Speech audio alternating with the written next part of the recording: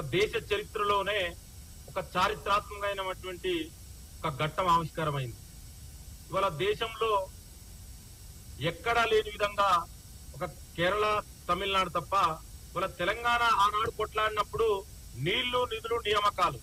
ఇవాళ మన అందరికి తెలుసు నీళ్ల పేరు మీద ఏం జరిగింది, నిధుల పేరు మీద ఏం జరిగింది. ఇవాళ ప్రత్యేకించి తెలంగాణ ఏర్పడితే యువతకు ఉద్యోగాలు వస్తాయని ఆనాడు యూనివర్సిటీలు ఉన్నటువంటి విద్యార్థులు, కాలేజీలో స్కూల్లో ఉన్న వాళ్ళ విద్యార్థులందరూ కూడా తెలంగాణ ఉద్యమంలో పాల్గొనడం జరిగింది.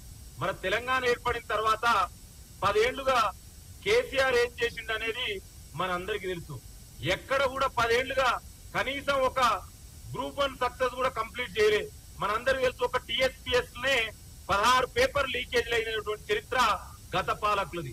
మరి 10 సంవత్సరాల అత్యంత విలువైన సమయాన్ని ఇవాళ తెలంగాణ యువత కోల్పోయింది. మరి ప్రజాప్రభుత్వం ఏర్పడిన తర్వాత ముఖ్యమంత్రి రేవంత్ రెడ్డి గారి ఆధ్వర్యంలో 10 సంవత్సరాలు తెలంగాణ యువత నష్టపోయింది.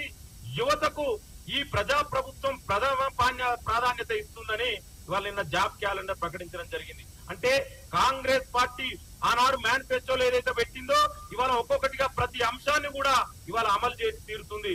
మనందరికి తెలుసు మొన్ననే రుణమాఫీ జరిగింది, రైతు భరోసా ఇచ్చాం. ఇవాళ ప్రత్యేకించి యువతకు జాబ్ క్యాలెండర్లు. ఇవాళ మనం చూసాం గ్రూప్ 1 ఎగ్జామ్ చాలా సక్సెస్ఫుల్ గా కంప్లీట్ జరిగింది. మరి గత 10 ఏళ్లుగా కేసీఆర్ ఎన్ని ఉద్యోగాలు ఇచ్చిండు, అదే విధంగా ఇవాళ కేంద్రాన్ని 10 ఏళ్లుగా పరిపాలిస్తున్న బీజేపీ ఎన్ని ఉద్యోగాలు ఇచ్చింది. ఇవాళ మనందరికీ తెలుసు మిత్రులారా, బీజేపీ నాయకులు ఏమంటారు, ఉద్యోగాలు అడిగితే పకోడీలు వేసుకోవాలని, పీజీలు పిహెచ్డీలు చేసి ఉద్యోగాలు అడిగితే పకోడీలు వేసుకోవాలని నరేంద్ర మోడీ గారు చెప్తుంటే మన కేంద్ర ప్రభుత్వంలోనే 11 లక్షల ఉద్యోగాలు ఖాళీ ఉన్నాయి. మరి ఏనాడైనా ఈ బీజేపీ నాయకులు ఉద్యోగాల గురించి మాట్లాడిరా? ఇక ప్రత్యేకించి కేసీఆర్, బీఆర్ఎస్ నాయకులు ఇవాళ మీరు 10 ఏళ్లుగా చెయ్యని పని ఈ ప్రజా ప్రభుత్వం ముఖ్యమంత్రి రేవంత్ రెడ్డి గారి ఆధ్వర్యంలో ఒక మంచి నిర్ణయం తీసుకుంది. ఇవాళ యువత నష్టపోయిన గతంలో ఆ విధంగా మరొకసారి జరగొద్దు అని ఒక మంచి నిర్ణయం తీసుకుంటే ఒక మంచి మనసుతోటి స్వాగతించేది పోయి దీని మీద కూడా కోడిగుడ్డు మీద ఈకలేరినట్టు ఇట్లాంటి విమర్శలు చేస్తే ఎవరు కూడా మిమ్మల్ని హర్షించరు.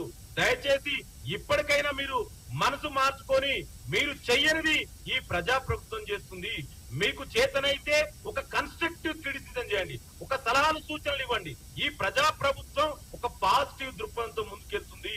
యువత వాళ్ళని ఆదుకోవాలి. మీ దుర్మార్గం వల్లనే కదా 10 ఏళ్లు వాళ్ళు నష్టపోయింది. దయచేసి ఇప్పటికైనా మీరు ఈ ప్రజా ప్రభుత్వానికి సలహాలు సూచనలు ఇవ్వండి. అంతే తప్ప అడ్డగోలుగా విమర్శిస్తే మిమ్మల్ని తెలంగాణ యువత తెలంగాణలో తిరగనియ్యరు. ఇవాళ తెలంగాణలో రాష్ట్ర వ్యాప్తంగా ఒక పండుగ వాతావరణం నెలకొన్నది. ఇవాళ యువత విద్యార్థులందరూ కూడా ఆనందం వ్యక్తం చేస్తున్నారు. ఎందుకంటే ఇట్లాంటి కనీ విని ఎరగని ఒక చారిత్రాత్మకమైనటువంటి జాబ్ క్యాలెండర్ అనేది ఇవాళ ప్రకటించింది. దానికి మీరు హర్షించాలి తప్ప దయచేసి ఇట్లాంటి అవాకులు చెవాకులు వేస్తే మాత్రం తెలంగాణ యువతే మీకు బుద్ధి చెప్తారు. థ్యాంక్ యూ మిత్రులు.